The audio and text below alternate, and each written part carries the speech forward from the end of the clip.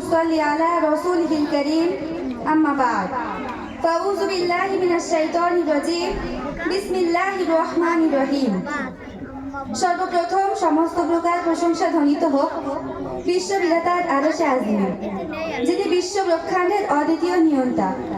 আকাশ পাতাল চন্দ্র সূর্য যার অদৃশ্য ইঙ্গিতে নিজ দায়িত্ব পালনে নিমগ্ন, তার সামনে বলি আরশের ওজন যত, লেখনের কালি যত, হে মহান তোমার শত ধন্যবাদ। তার পরপরই হুজুরে পাক সাল্লাল্লাহু আলাইহি ওয়াসাল্লামের আদর্শে বলি, তুমি চন্দ্রের চেয়ে সুন্দর, তুমি পুষ্পের চেয়ে মনোহর, তুমি ঝর্ণার চেয়ে নির্মল, লও সালাম আজি বারবার সাল্লাল্লাহু আলাইহি ওয়াসাল্লাম।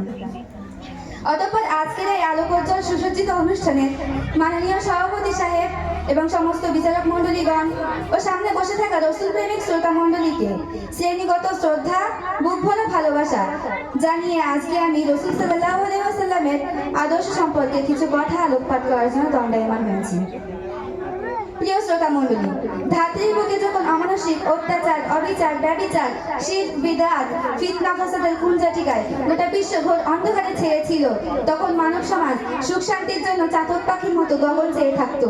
কখন গগন হতে বসুন্ধরায় হুজুরে পাক সাল্লাল্লাহু আলাইহি ওয়াসাল্লাম শান্তির পেয়ালা নিয়ে আগমন করবেন এবং তাদেরকে অমৃত সুধা পান করিয়ে সমস্ত প্রকার তৃষ্ণা নিবারণ করাবেন। ঠিক সেই সময় 12 রবিউল আউয়াল সুবহে সাদিকের সময় আবির্ভূত হলেন বিশ্ব নবী সাল্লাল্লাহু আলাইহি ওয়াসাল্লাম। প্রিয় নবী সাল্লাল্লাহু আলাইহি ওয়াসাল্লাম যে যুগে বিশ্বে আগমন করেছিলেন, সে যুগের মানুষ ছিল সিংহের চাইতে হিংস্র, কুকুরের চাইতে লোভী, শূকরের চাইতে নিকৃষ্ট, শিয়ালের চাইতে ধূর্ত, যেখানে মাদক ধারা বয় না, মানুষকে মানুষ বলে মনে করা হতো না, নারী জাতি ছিল না কোনো মর্যাদা। ফুটফুটে ফুলের মতো কন্যা সন্তানকে তারা জীবন্ত দাফন করত অন্ধকারময় কবরে। সে যুগের কথা মনে পড়লে চোখ দিয়ে অশ্রু ছাড়া গড়িয়ে পড়ে। এইসব অশান্তির বার্তা দূর করতে আবির্ভূত হন বিশ্ব নবী সাল্লাল্লাহু আলাইহি ওয়াসাল্লাম। প্রিয় শ্রোতা মণ্ডলী, হুজুরে পাক সাল্লাল্লাহু আলাইহি ওয়াসাল্লামের আদর্শ সম্পর্কে স্বয়ং স্রষ্টা গ্রন্থরাজে বর্ণনা করেন, ইন্নাকা লাআলা খালকা আযীম, অর্থাৎ নিশ্চয়ই আপনার আদর্শ সর্বশ্রেষ্ঠ। প্রিয় নবী সাল্লাল্লাহু আলাইহি ওয়াসাল্লাম এর ন্যায় নিষ্ঠাবান ও বিচক্ষণ বিচারক সম্পর্কে শুনলে আপনারা বুঝতে পারবেন যে রাসূল সাল্লাল্লাহু আলাইহি ওয়াসাল্লাম কেমন ন্যায় নিষ্ঠাবান ও বিচক্ষণ বিচারক ছিলেন। একবার এক মহিলা চুরি করলে রাসূল সাল্লাল্লাহু আলাইহি ওয়াসাল্লামের কানে সেই খবরটি আসলো।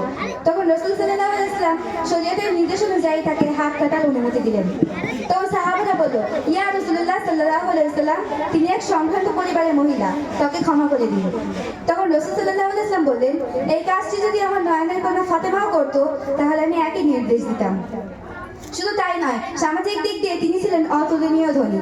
গরিব, শ্বেত বর্ণ, কৃষ্ণ বর্ণের মধ্যে কখনো পার্থক্য করতেন না। এ কারণেই তো তিনি কৃষ্ণ বেলালের ডাকে সাড়া দিয়ে মসজিদে গুটি গুটি পায়ে প্রবেশ করতেন।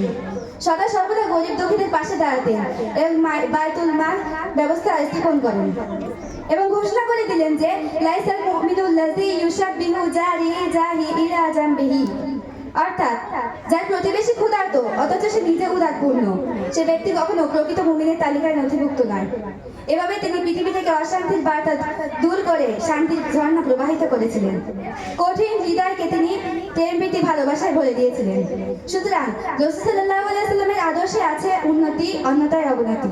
যদি আমরা তার আদর্শে আদর্শবান হতে পারি তাহলে আমাদের জন্য ইহকাল এবং পরকালে রয়েছে সফলতা ইনশাআল্লাহ।